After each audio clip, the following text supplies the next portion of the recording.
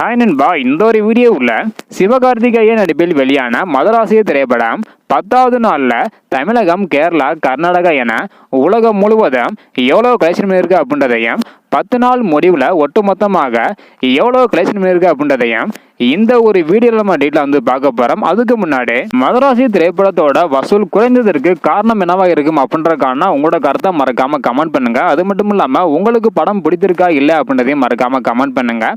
Okay அன்பா, வாங்க நினைக்கிற வீடியோக்குள்ளே போகலாம். ஓகே அன்பா, மதராசி திரைப்படம் வந்து பார்த்தீங்கன்னா 10வது நாளில் மட்டும் உலகம் முழுவதும் 5 கோடி வரை கலெக்ஷன் பண்ணியிருந்தது. இந்த நிலையில் 10 நாள் முடிவில் தமிழகத்தில் மட்டும் 44 கோடியே 5 லட்சமும், கர்நாடகாவில் 5 கோடியே 40 லட்சமும், ஆந்திர பிரதேஷ் மற்றும் தெலுங்கானாவில் 5 கோடியே 50 லட்சமும், கேரளாவில் 1 கோடியே 95 லட்சமும், ஓவர்சீஸில் 23 கோடியே 95 லட்சமும் கலெக்ஷன் பண்ணியிருக்குது.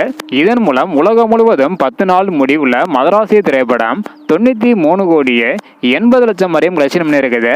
இந்த ஒரு திரைப்படத்தோட பட்ஜெட் 180 கோடி. இதில் சிவகார்த்திகேயன் அவர்களுக்கு வந்து பார்த்தீங்கன்னா 80 கோடி சம்பளம் என சொல்லப்படுகிறது. ஆனால் இந்த ஒரு திரைப்படம் தற்போது வரையும் 10 நாள் முடிவில் வெறும் 93 கோடியே 80 லட்சம் வரையும் தான் கலெக்ஷன் பண்ணியிருக்குது. ஸோ ஒரு தோல்வி திரைப்படமாக மதராசி திரைப்படம் வந்து பார்த்தீங்கன்னா அமைஞ்சிருக்குது. ஸோ மதராசி திரைப்படம் அடுத்தடுத்து எவ்வளோ கலெக்ஷன் பண்ணுது அப்படின்றத வெயிட் பண்ணி பார்க்கலாம். இந்த வீடியோ பார்த்தீங்கன்னா மறக்காமல் ஷேர் பண்ணுங்க. தேங்க்யூ.